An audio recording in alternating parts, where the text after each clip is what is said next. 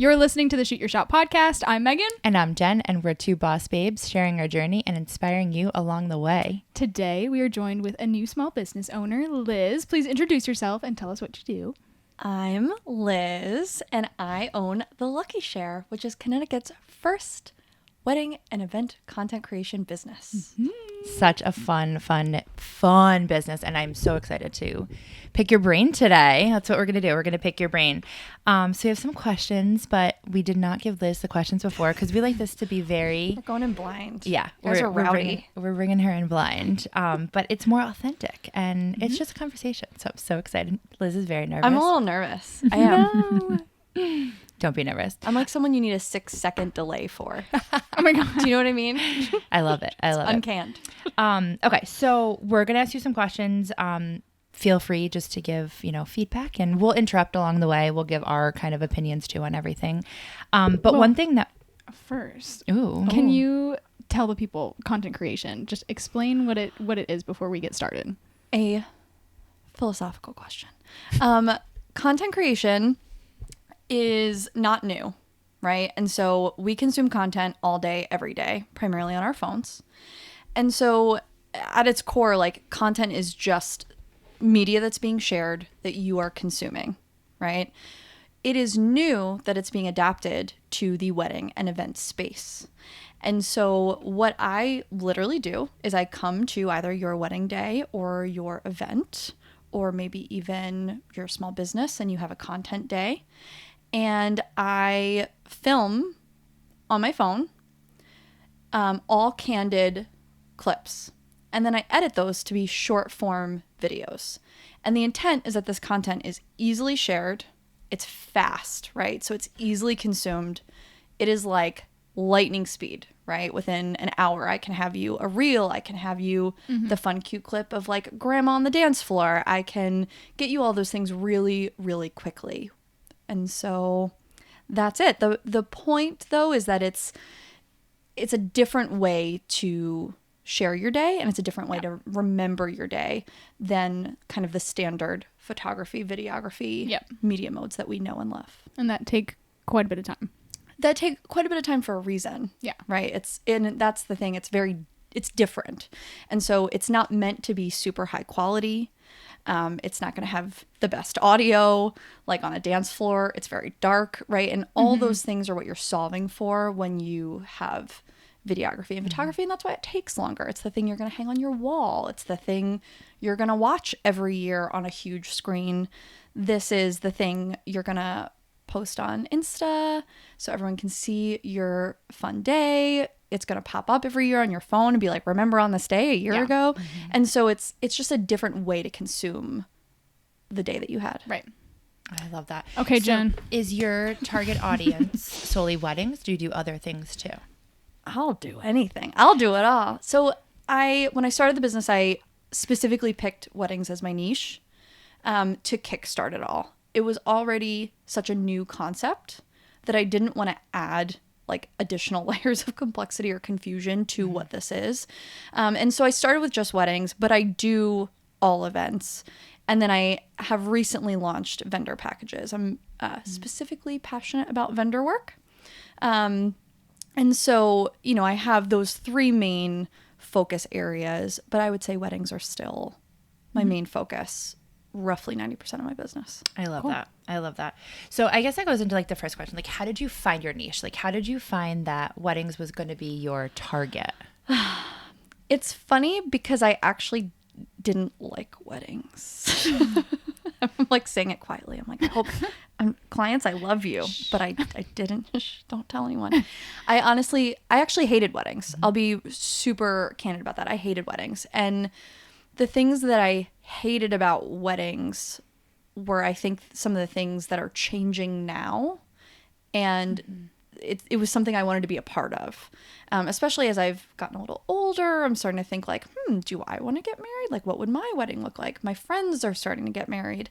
And so it's taken on a different lens for me. The literal answer, right? I've been in events for pretty much my entire career, but it was primarily corporate or social. So I had like dipped a toe into weddings, hated it, got out, bailed.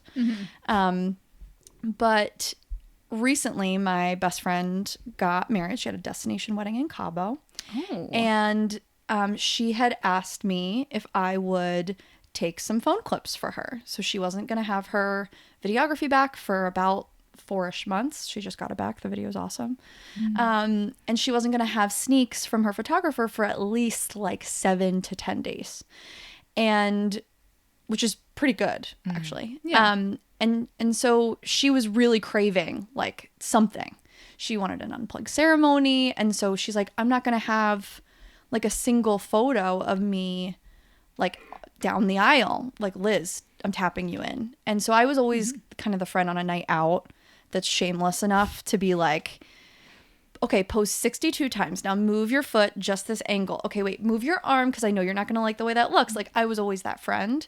And I loved it. Like, I just loved taking cool photos of my friends and making them feel cool. I don't know. I just like, I ate that alive. And so when I did this for my friend's wedding, it was literally like, aha, like I've got it. And it's such a vivid like part of my journey of like being in Cabo with like my best friend of, you know, a very long time, who I met at my prior job.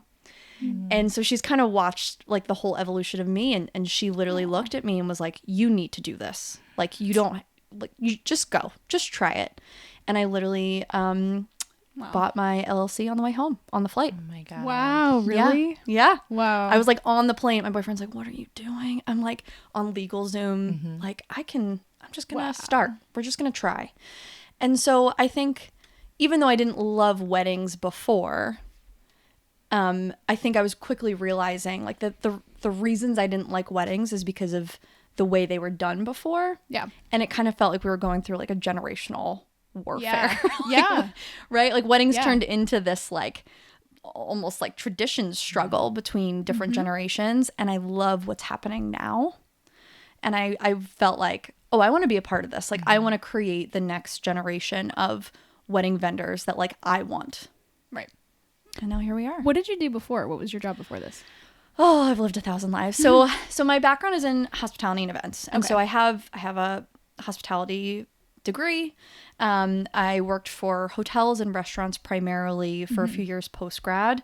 And then I was actually poached by a hedge fund, believe it or not, in Connecticut to come and run events for them.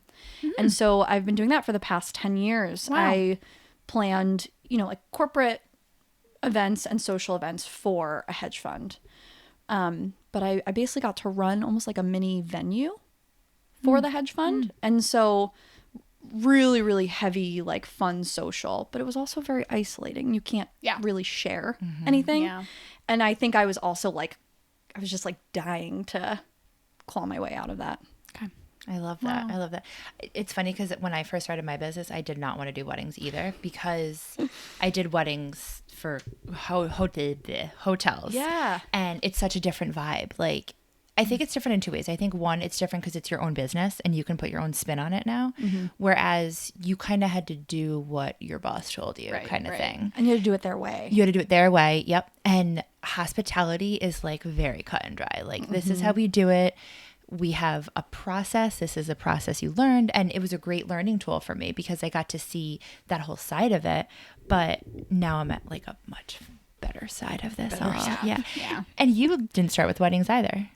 No, a lot of family sessions, like just normal portrait photography, not events or weddings. I used to work for a catering company and like had a little bit of experience with weddings in that regard, but just like for dinner. Like, I was never there at the beginning part of the day, never saw the ceremony. So before shooting weddings, I had never even attended a wedding. So yeah, That's very different. wild to me. Very different. She just did her first wedding that you attended and shot at. Yeah. I went to my cousin's wedding pretty recently and she booked me and I had associate shooters there and it was super fun. Was this the one on the mountain? I remember you talking with us. Yes, yeah. It looked gorgeous. Yeah. Love it. So cool. Okay. So what are the biggest challenges to being an entrepreneur that you felt? I mean, how much time do you have? I know, hours. How much time do you have? No, that's a real question. How much time do we have? I think, I mean, I'll just speak to I think everyone kind of goes through their own journey on this, right? I think there's some entrepreneurs you talk to and they're like, oh, I actually don't struggle with that at all. And I'm like, oh, I'm jealous. But I think for me personally, the adjustment from corporate to, okay, it's just me, like I'm my own boss now, was a pretty tricky one. I think the corporate structure I came from was very heavy-handed and very particular. And, you know, to the level of this company has like decision-making logic that you need to apply to every single choice you make. And it's their investment logic. And so here I am, like I spent 10 years applying heavy-duty investment logic to like, do we need plastic forks or real forks, right? It was just like an insane way of operating. Learned a lot from it. But my own intuition was kind of squashed in that. And that was what started to get pretty maddening. Like as I felt I was becoming wiser and better at my job, not being able to trust my own intuition was like an infuriating experience at a certain point. And like, often my intuition was right. And it's like, how do you explain to, you know, a bunch of like suits that like you just knew it, that they're like, what do you mean? Show me the business case. And so finding that intuition and trusting it and like learning how to channel it has been really challenging. I feel like I spend a lot of time spiraling. And again, like, thank God for my boyfriend. He's always like my sounding board of like, okay, I'm going to change my mind for the 60th time on this thing.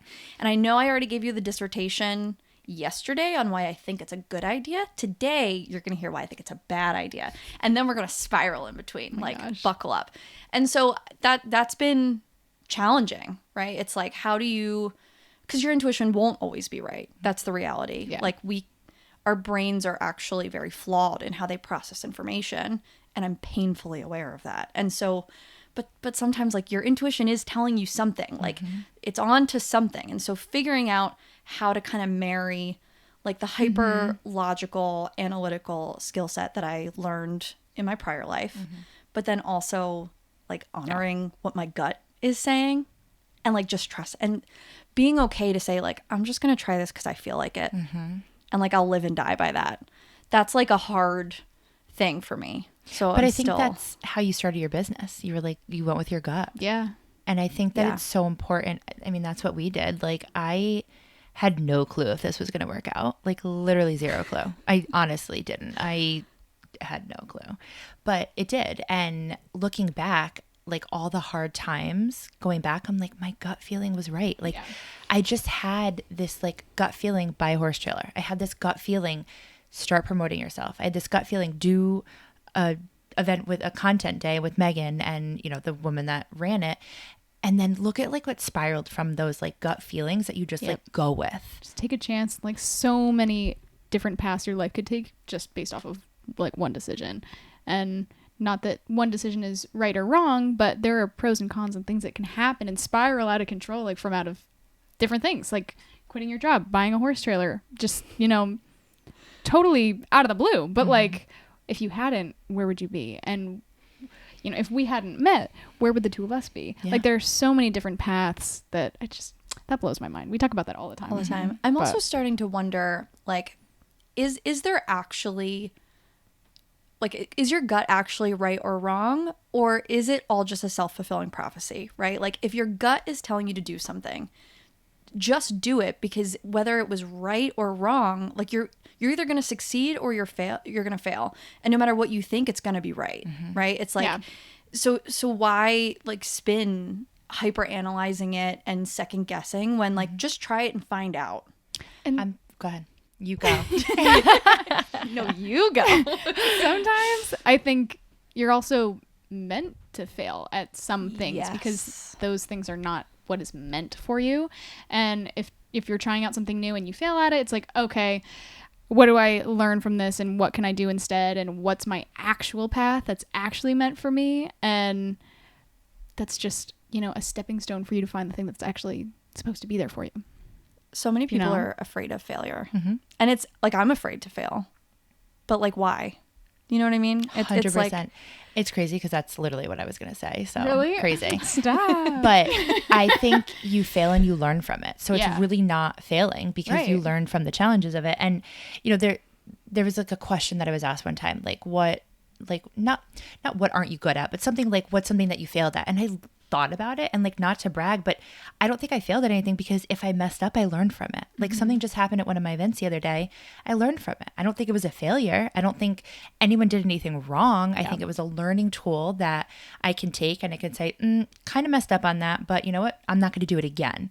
I think if you do something twice, then okay, we could talk about it. But I think if you learn from your mistakes and you learn from that failure, you're going to be successful and you're going to win in the end. No regrets.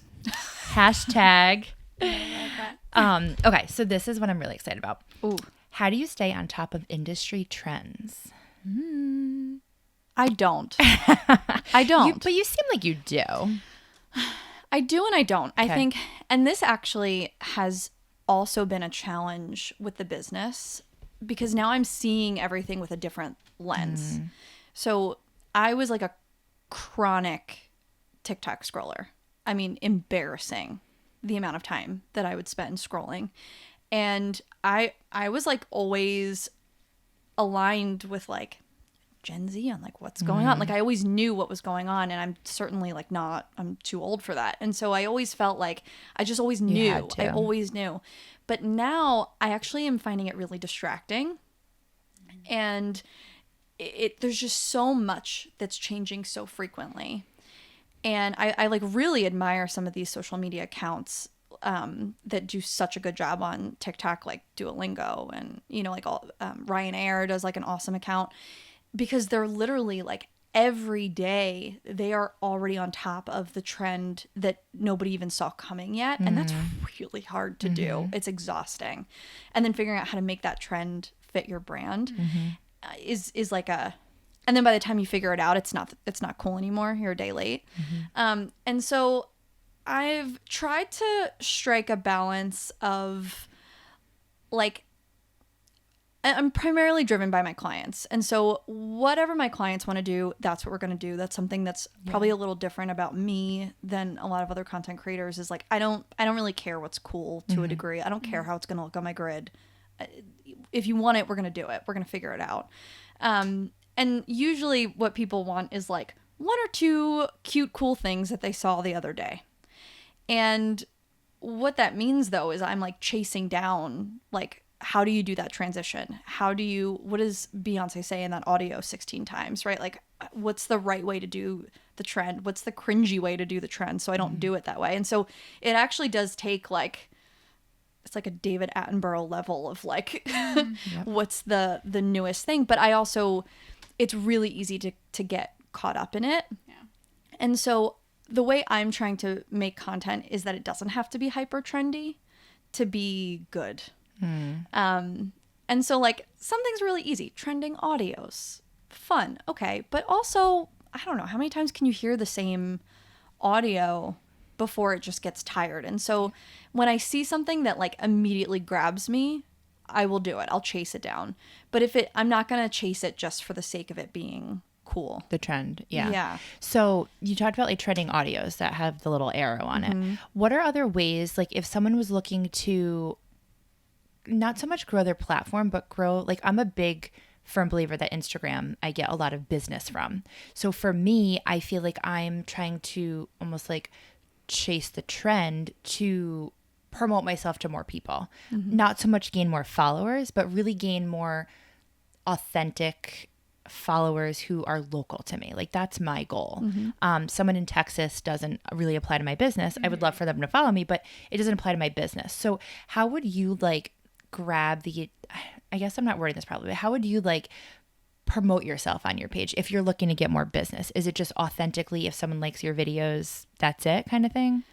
I don't like the concept of virality, which again, like hot take coming from a content creator. I think it's like pros and cons to everything. I actually don't think that virality is a good thing for a small business. And there's a lot of case studies that show this, right? It can drown you in a lot of attention that's not actually netting traction in your business. It's not netting sales. It's not getting you in front of the right audience. And to your point, it's like you want followers who are actually potential clients, potential sales, or there's someone who's going to net you like the next network that you want to crack. And so I think the only way to do that is consistent authenticity. That's it. Like I honestly think that's it.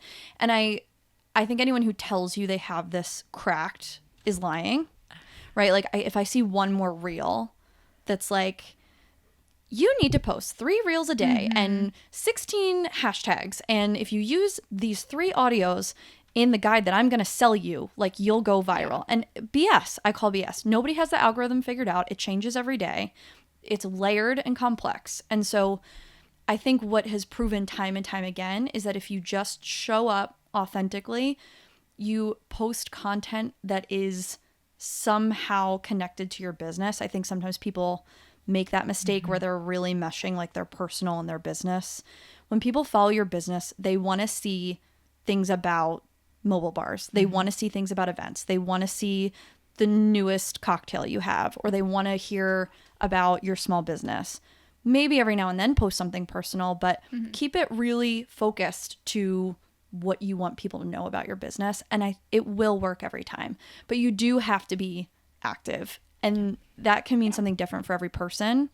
I don't think you have to post every day. I don't think you have to post 3 times a day, but I do think you need to stay active.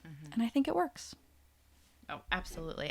Great answer. I love Thanks. that. I love Thanks, that. guys. I love that. Okay. What are your top 3? Okay, this is 2 questions. 1, what is your favorite platform to be on? As a business or as a person? As a business. So let's use Facebook, Instagram, and TikTok. What would you say are you on all 3, I guess? I'm first? on all 3. Okay.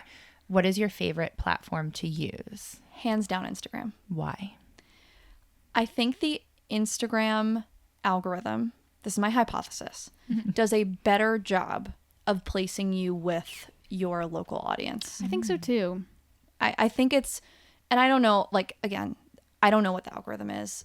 Whatever they say it is, I'm sure they're lying, because otherwise, right, we'd all be rich. And so I think that it's clear to me in terms of the trials and errors and other things I've seen, it does a much better job of finding you a local audience that is likely to be interested in your content based on what they've watched before. Whereas I think with TikTok, it's so like hit or miss in terms of who is seeing your content, who's engaging with your content. I kind of feel like it's like the Wild West in like maybe not a good way. I think so too. If you have a service-based business that's local, like I don't think, now I might say something different if I had a different business, right? If you're retail or you're fully remote or you're really scalable, like maybe it is TikTok. But for me, it's Insta, and I don't even know what Facebook is anymore. I don't even know I don't know what to do with Facebook. I think you're right. See, I think it's so funny because I get a lot of business from Facebook, which I think is so interesting every single time when I do have the time, because we've said this multiple times on the podcast. The 3 different social medias are like your 3 kids. Like Facebook is the first child, Instagram's the second, and then TikTok is like the 3rd lost child. Let's call it what it is. And I totally agree with everything you're saying. And I think all platforms are used differently, but I get a lot of business from Facebook. But I also think in 2 ways where our business is different. Meghan can kind of talk about hers. My clientele is on Facebook. Like I'm a higher end. I'm a little bit of an older crowd of my clientele. I think yours is different. So I think it's so interesting to hear the difference on that, where I'm surprised you're not on TikTok as much, because I feel like that's where, but there's a lot of people who want content for Instagram too. So it's interesting. It's been a weird, and I talk to a few other content creators about this constantly, because there's quite a few content creators who started their business because they went viral on TikTok. So they were planning weddings. They were on Bride Talk, which is like a love it, hate it, it is what it is. What is that? Oh gosh. So have people ever said to you, like, what talk are you on today? It's like whatever like topical niche your TikTok like For You page is really gearing you towards. And so what happens is if you're newly engaged, you start lingering on all the wedding things that you see. Now the algorithm knows, oh, she wants more of that. Yeah. And then it just starts like plowing you with bride this, wedding that. Here are 10 things to do for your wedding. Here's things you don't need for your wedding. Yeah. There are influencers who basically would start posting through like they're either wedding planners or they're in the process of planning their wedding, or you know, they're an expert in the space. And so there's this like niche community called Bride Talk. There's a lot of influencers who went viral, right? Like their weddings went viral, their wedding planning went viral, they're getting brand deals, they're getting all these things. And then they started a content creator business. A lot of those creators are now having to move to Instagram to actually build their business because the inquiries they're getting off of TikTok, they're like all over the place, right? How often can you fly to Minnesota or California or there's one of you, right? And so if your model is localized service based, like what, you know, what are you going to do with that? And now your honeybook is just flooded with inquiries that don't help you. I totally agree. And then to the second part of that question, do you use different, outside of posting, do you use any different apps that organize your business? Like what are, like I know there's like Planoly and that's more for posting, but are there any like apps that you love that you've been like using that you could share with the audience? I actually hate them all. Don't tell me when I hate them all. So the thing that I use most frequently, probably every day, is CapCut. I use CapCut every single day, multiple times a day. And you use that for your reels, or do you use it what you like send to your clients? I use it for everything. Okay. I literally use it for everything. I think it is hands down the best short form like editing software out there. And then it also has all those templates and memes and things that Do you are want to fun. explain what it, because I know it's new. It's new to me. I started using it probably in the past like few months. I still don't really understand it. Do you want to explain it really quickly so people know? Ooh. Not like a full version, just what it is. It's basically just an editing Okay. app, right? And so you can, there's tons out there. There's a million different kinds. CapCut happens to be my favorite. There are ones that are more complex and there are ones that are a little more simple. But in essence, you're uploading your video, your photo, your 16 videos, and it allows you to quickly edit them on a phone. And so it's great for a short form, quick hit. Like I have these 3 clips I want to splice together to make a reel. I love this video for a story, but the lighting sucks. And so it's good because it's quick and it's really simple to use. There are obviously other softwares and there's some that are better. Like I have Lightroom on my phone. I use it sometimes if there's something that's really not working in CapCut. Lightroom is like the much more complex version of a video editing software. And so CapCut started as just an editing software. Now it's kind of turned into its own little community, which is pretty wild. And so you can create templates on CapCut to help other people edit their videos or edit their content. And that's all those like viral meme TikToks that you see that now are even migrating to Reels. Those are all coming from CapCut. So the way I found CapCut was I wanted to add like a little person to my video. It was like the guy dancing I put it in front of my bar. But he was like, you know what I'm talking, the guy. Yeah, like Bill Hader. Yes, yes. Okay. So that was like the first one that I saw that I like wanted to use, but I had no clue how to do it. A blogger, influencer posted like, DM me and I'll send you the instructions. I was like, what? So I literally, it was like comment like instructions or something, or comment like whatever. Yeah. So I commented and she sent me all the instructions on how to do it. I was like, following you. 5 stars. 5 stars, yes. But 2 things. She probably got so many comments. Her video probably went viral because, you know, a lot of people wanted the information, but she also helped me. So it was, anyway. So I started using it and like now I'm like intrigued by this. You're vibing with yeah, it's so fun. So I have to do more of those, but they're fun and they're funny and I feel like they're entertaining and I think that's what people want. Like, yeah people want to see a fun drink, but I think they also want to like have a purpose behind watching my video, I guess. And like laughing to me, I think is fun. Yeah. And Well, it lets people in on like what's your sense of humor and what makes you laugh. Like I really do think that bonds people.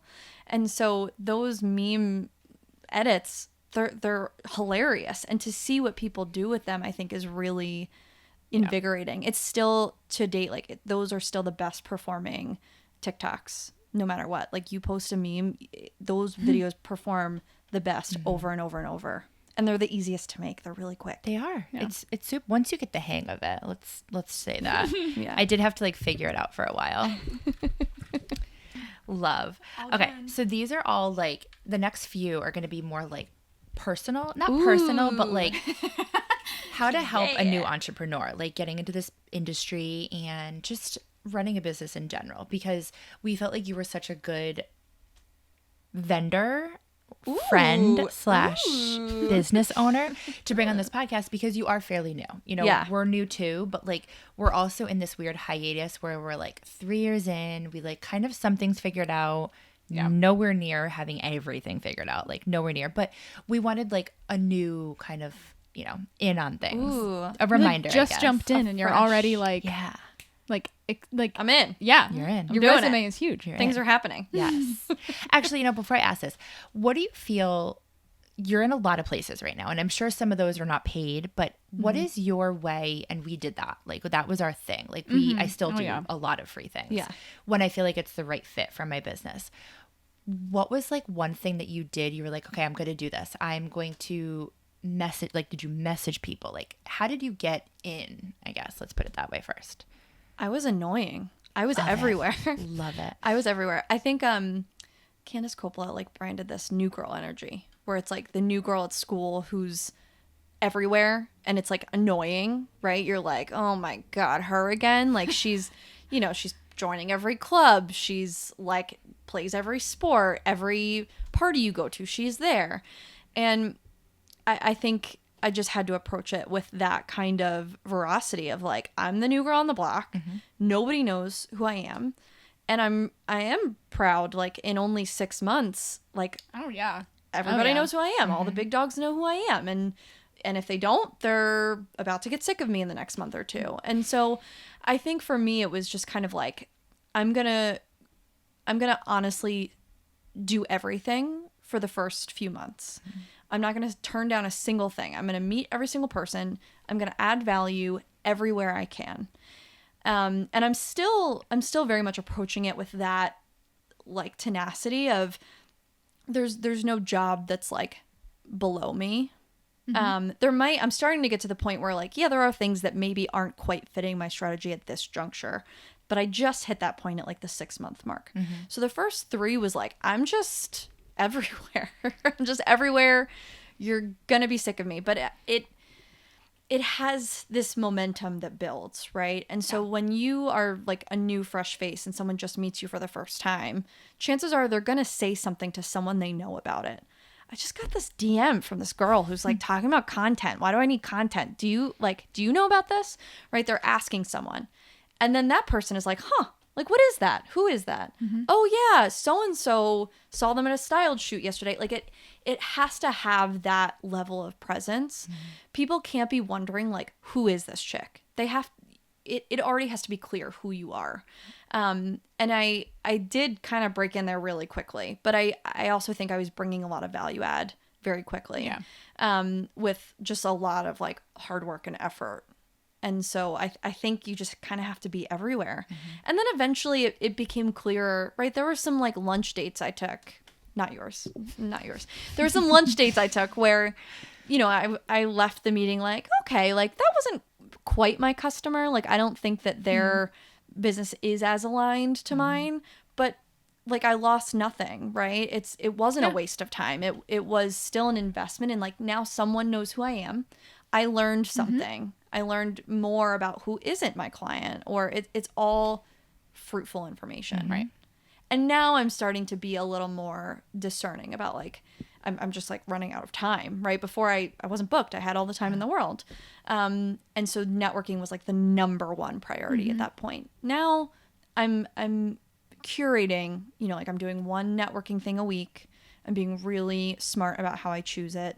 And there's still like hits and misses. And if I'm doing it right, that should probably always be the case.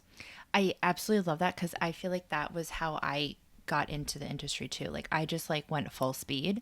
And I think you have to because it also helps your mentality. Like you have no clue what you're doing. When you start getting in front of like-minded people and people who are doing something similar to you, you can relate to them.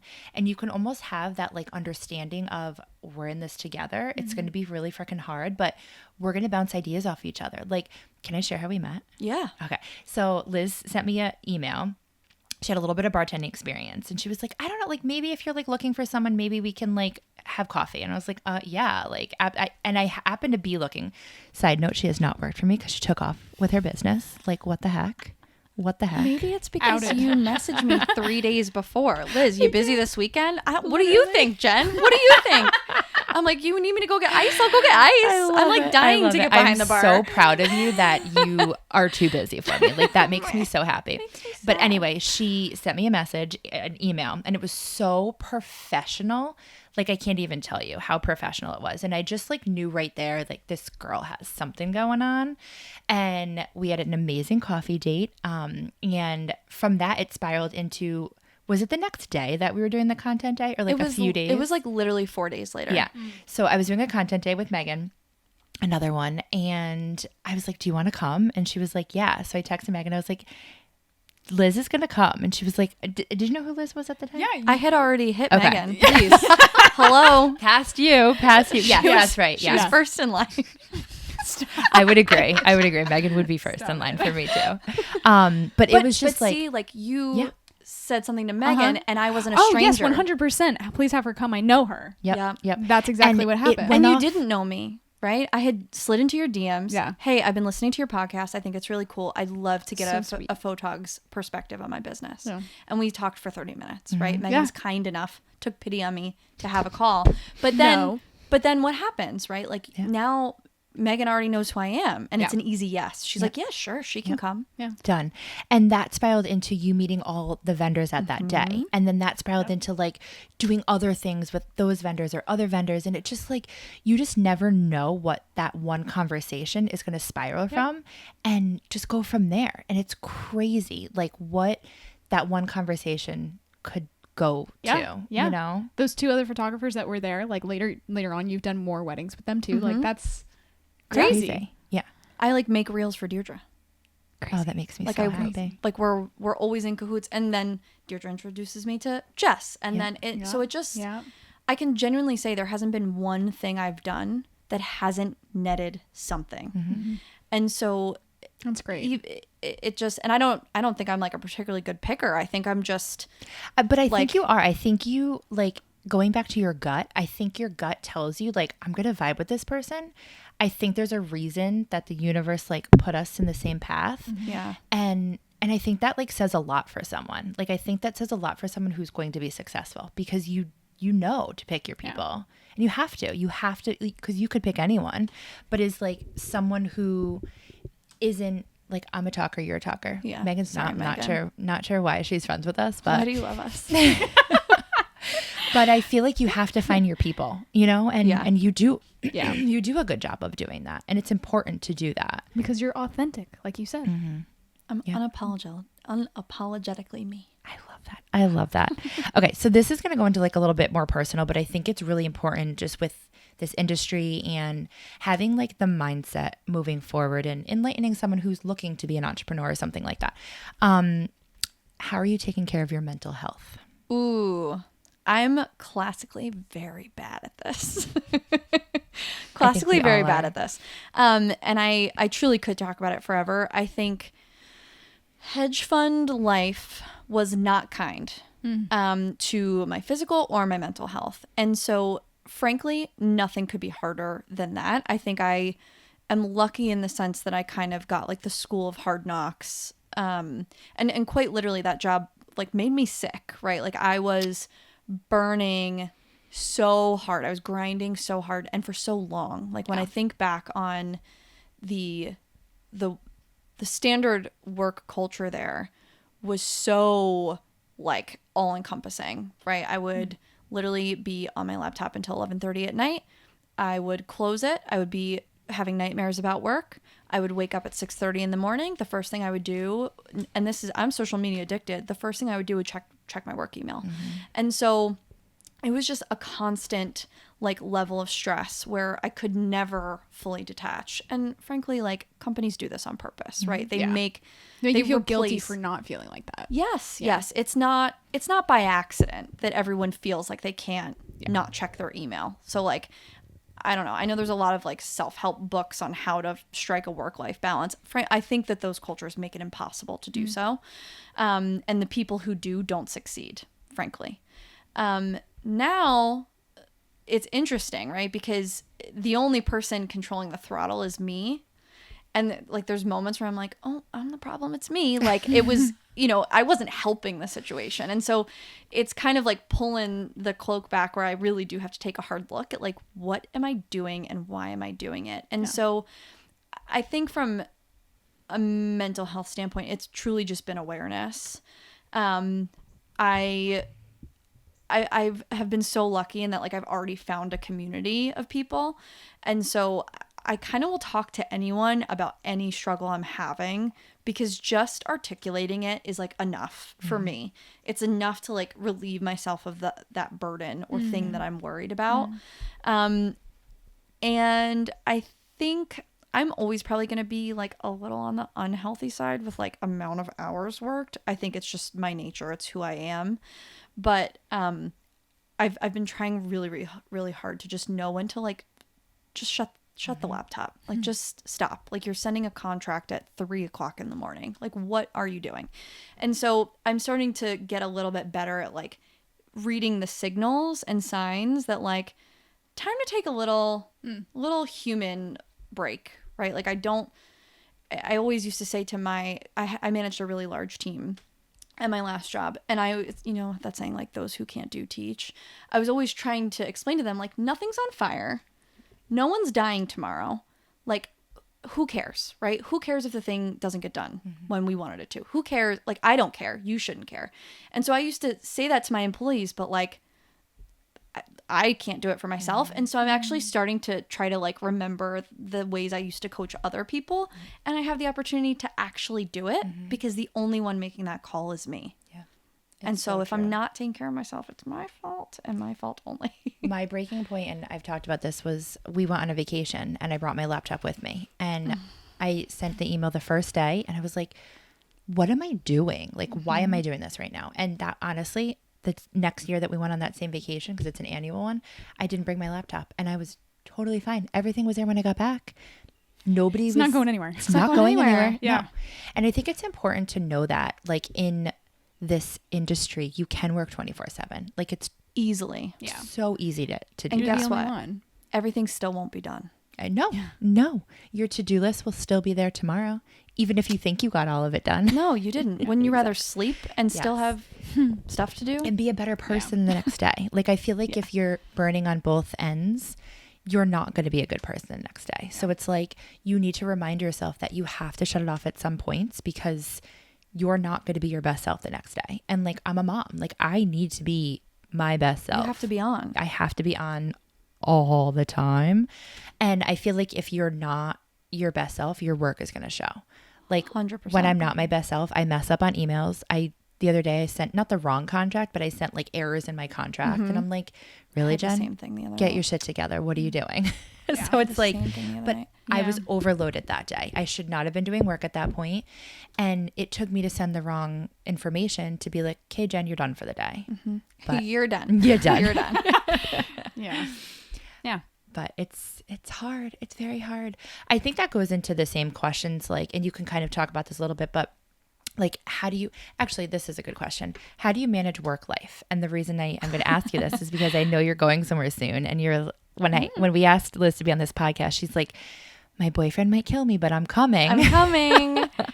So how do you, balance a relationship? How do you balance, family time? Like, how do you do all that? Do you also, and not to interrupt you when you're starting, but I also think, and I've talked about this before, you are in a grind season.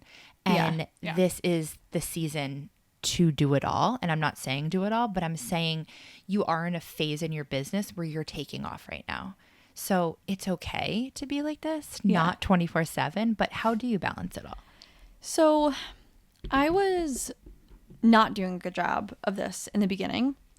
And I've also never classically been great at time management. I always say I'm like a time optimist, not a time realist. And so my aspirations for the day sometimes don't match reality. And there were a lot of those in the beginning, especially because everything's new. And so I didn't really have a concept of like, how long are things going to take?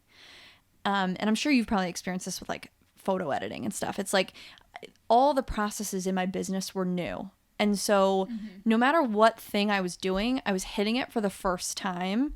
The problems I was experiencing in that process, it was the first time I was hitting it. And so things were taking longer than my time optimist brain thought. And so I was starting to feel really like overwhelmed. I'm like, oh my God, I don't have time to do this. I scheduled all these like coffee chats. Why did I do that? Right? Like, what was I thinking when I opened my calendar and I've got all these things on it? Like yesterday me was not kind to today me. And so I have been, my boyfriend and I keep joking like it's all in the calendar. And so we've been perfecting our calendar. And I'm infuriated by it because I don't like a whole lot of structure. And it's both to my benefit and my downfall. And so writing things in a calendar is like excruciating for me. I hate it. I hate it. Why? I don't know, Megan. Something about me. I hate lists. Okay. I just can't function in it. And even, you know what? I just realized why.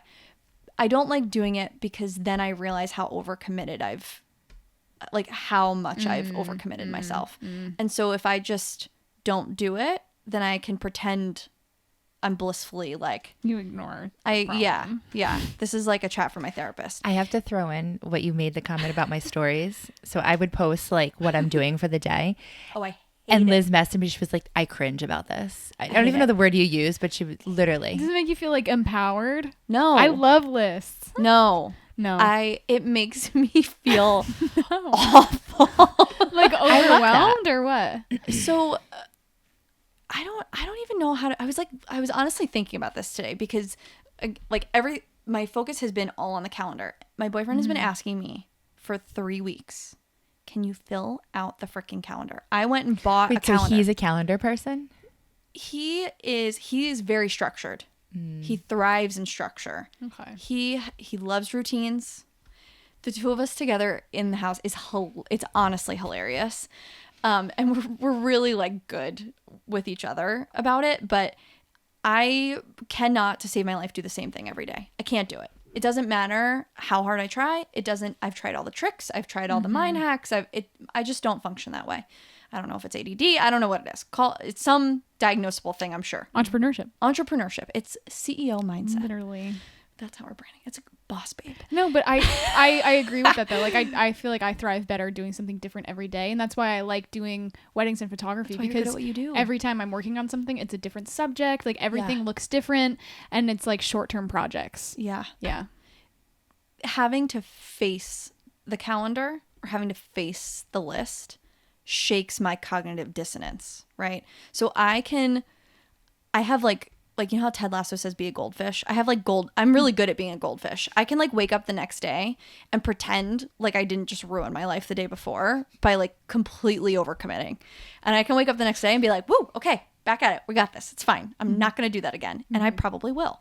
And it's going to be fine. But yeah, I think like having to face the amount of things that I've committed to, it really starts to stress me out, where if I kind of just like float around and like what I get done, that it's just a much better way of operating for me.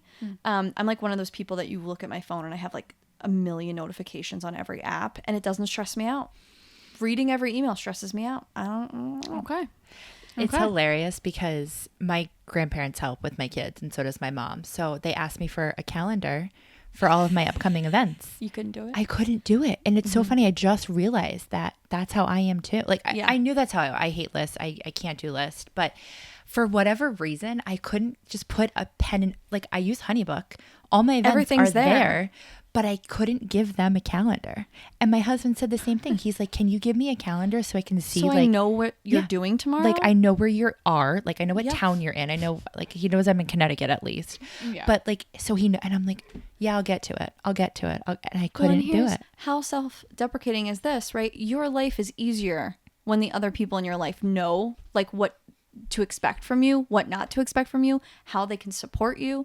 And so literally every day, poor Bay is like, can you remind me, like, what are you doing today? Are we going to dinner? Or are we not? Or what's your plan? And I would be like, ugh, like I told you this yesterday. Well, if I just wrote it in the freaking calendar, he wouldn't be asking and he'd be like able to more effectively support me. And so I finally sat down in pure manic form at 11:30 at night and like did the whole calendar for the rest of the year. Okay. You're gonna die. My mom gave me one of those like big printout ones. She must have like tore it off her like work calendar. And because I texted her when my events were, so she pulled it off. She made me put it on my fridge, and literally my husband was like, oh, I see you're gonna be in whatever town next weekend. Okay, got the kids, blah blah blah. How helpful is that? Mind blown. Why couldn't I do that? I don't know. We hate ourselves. we would like ourselves to suffer. I feel like you do what not works that for way. you, and yeah. Megan's like, you two are crazy. not well. No, but and like I feel like every episode we say like everybody's different, everybody's business is different, everybody running their business is different, and that's so true and doesn't mean that you can't thrive not doing a list or doing a list. Like every person literally functions differently. And Do you feel, are you That's like it. lost without a list? yeah. I Just totally different brains. Totally different brains. I will forget things if I don't write it down. Like I will like a week later be like, oh my God, I forgot. I didn't do this. I was supposed to do this like 2 weeks ago. If I don't write it down, I will actually not do things. It will just literally, it's gone. It's just never going to happen. wow. So I do that, and then sometimes I'm like, I'll get to it when I can. Jen's It's like, so we don't bad. not forget things. No, I remember at some point, but like it's not when I wanted to do it. I Probably. feel like when I do remember things after forgetting them, it's like way past when I can't do anything about it anymore. And then I just like feel really bad. Do you ever Or like miss an opportunity or something. do you ever have the reoccurring dream that like you signed up for a class in like school and never went and now you failed? Or like someone like asked you for a project like 6 months ago and you never did it? Do you ever have that one? I have dreams where I forget my camera a lot. Ooh, that's a good one. You show up without the camera.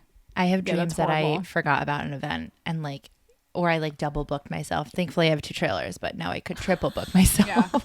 But yeah, totally nightmares, absolute nightmares. Yeah, I get nightmares a lot about work. I had a lot more when I was in corporate, which is so Yeah. funny because I feel like I was reporting to someone. So I would have dreams that like I forgot to do something, or I would literally wake up at 2 a.m. thinking about work, which I don't do anymore, which is Yeah. very nice. I sleep very well now. Yeah. Yeah. Yeah, it's crazy. All right, I'm going to wrap it up with one more question, and then feel free to ask us anything, or if Megan has any other I've been burning very quiet questions. today. Megan But you has guys have quiet. been doing fantastic. I don't Because you have, have any, two any other questions. When's your birthday? Did we talk about? November 6th. Okay. I'm a Scorpio. Oh, When's yours? July. Oh, okay. I'm a Gemini, so I'm all over the place, but I'm a Gemini, so I'm allowed to be. So I don't know what your problems are. I don't love know. it. I don't know what I am. I love it so much. Okay, so how do you deal with self-doubt and doubt from others? Ooh, okay. I respond to those two very differently. Doubt from others, I am just so competitive. I see it as a challenge. Whether or not I even care about being good at that thing, or I even care about that person's opinion, or like I know our goals or values are misaligned, and so it's like, why do I care so much? I take any ounce of doubt from another person as like a watch me. Like, oh, you think I can't? Watch me. I'll do it. And whether I want to or not is now irrelevant. Again, to like sometimes a great strength, sometimes to my detriment. And then it's so funny, self-doubt is like the total opposite end of the spectrum. when I get into a self-doubt spiral, it's probably like the worst state for me. No one is a better critic of me than myself. And I can like really dig deep. I'm almost like too self-aware sometimes for my own good. And so this is gonna sound mean, and I don't mean it this way, but I actually have done well when I look at other people doing things where I'm like, well, they can do it. I almost like flip it into the other version of doubt that motivates me instead of it being internal. I'm like, well, that person's making videos and like their video's not that great. If they can do it, I can do it, right? Like, why not me? Why If they can do it, I can do it better. Yeah, like why not me? And then honestly, like there's so many successful people in the world that I think are pretty clearly stupid. I don't know how else to say it. Like there are so many successful people where I'm like, you just got lucky. Like you just lucky or money or whatever it was. Consistency, your opportunities all aligned that like here you are running, I don't know, like one of the largest companies in the world. Why not me? And so I try to not let it like shake what I know to be true about myself. And that has been like a really long journey, right? Establishing what I know to be true about myself and genuinely believe it. That's like a decade long, like get a good therapist, right? Like that's a decade long of like work that I put in of, I know that I'm smart. I know that I'm a hard worker. I know I'm capable. I know I'm all these things. And so because I have that foundation, the self-doubt doesn't totally like shake me to my core, but like it used to, right? And so I think it's like finding your foundation of like, what do you know to be true about yourself? And that is true no matter what. No matter what you think today, no matter how you feel today, no matter what Joe Schmo down the street who's like copying your business thinks today, like whatever it is, there has to be some solid foundation because otherwise you just like fall over, right? With every like external factor or impulse. And so, yeah, I try to like trick myself into thinking it's a competition against other people. And that has worked for me. I love that. I think you like tied it in a bow. Yeah. Wow. I have to share one quote that I heard on my way here, and I feel like people just need to know this and hear it. I've been listening to a lot of like motivational. I'm like a you got this, you could do this motivational podcast listener. But it says, compare yourself to who you were yesterday, not to who someone else is today. And I was like, that's good. And it's basically saying like, stop comparing yourself to others. And I don't feel like I do that a lot, but when I do, I get the mindset of they can do it too. If they can do it, I can do it.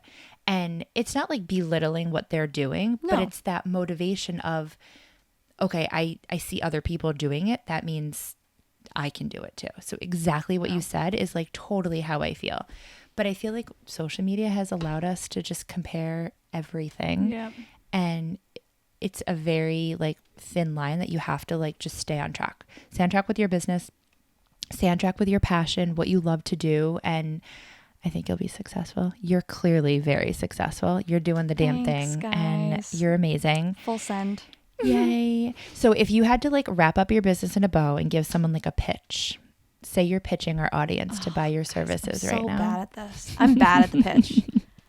Don't you just say like, I mean, in the beginning, I know you talked about your business and you said what it is, but like, what is the like one thing that you want people to know about your business? Why it's cool, why it's so unique, why it's so fun? I think that it is one of the most effective ways to share and remember an experience in a way that feels natural to you already, right? And so when you think about how much we consume on our phones already, all of our life memories at a certain generation, like it was all captured on a phone. And it doesn't mean it's the only way that you should remember those things, but I think it is a really effective way to remember those things. And so having like, why wouldn't you want that for like the biggest experiences in your life, whether that be a grand opening of a business, a wedding, a 50th birthday, like whatever big moment you're having in your life. I think I say this all the time. When you love something, you want to see it in every way and perspective possible. You can't get enough of it, right? Mm-hmm. When you love a story, there's a million ways to tell that story. There's a million ways to listen to it. And so for these big moments, it's like, why wouldn't you want all the ways possible to tell that story? And having guests, friends, other people that are going to be there actually enjoy the moment. Enjoy their time. And not be behind their phone. And yep. They're hiring somebody to not have to do something, not have to work at their friend's wedding. Yes. Yeah. Yes. Everyone contributes to a wedding day in different ways, right? And often friends and families get jobs. But this is like a big ask, right? There's a lot that goes into it. And so the fact that you could literally, you and all of your friends could let your phone die for the day. Mm-hmm. You could forget where it is. You could leave it in the bridal suite. Mm-hmm. You could run out of storage. Your battery could die. Whatever it is, it doesn't matter. I've got it. Mm-hmm. And so it's kind of just like it actually helps people disconnect, right? Yeah. Some people think like, ugh, I don't want, that much phone activity. The reality is that phone activity will be at your event no matter what. And so why not curate and channel it mm-hmm. to someone who... One person. Instead of 100. Yes. Yeah. I love that. I love that so much. And then you can rage on the dance floor. Yeah. Where can people find you? Oh, okay, great. So I'm on Instagram and TikTok. Don't judge my TikTok. It's at The Lucky Share. And then I also have a website, theluckyshare.com. And you can inquire with me on any of those channels. Love. Perfect. Love. Let me come hang out at your next event. Yes. Oh, yes. You want her at your next event. Trust me. Well, thank you for coming on today. Thanks, guys. This Thanks was so for tuning fun. in. Good. Yay. Cheers. Cheers. Oh, is that a thing? Cheers.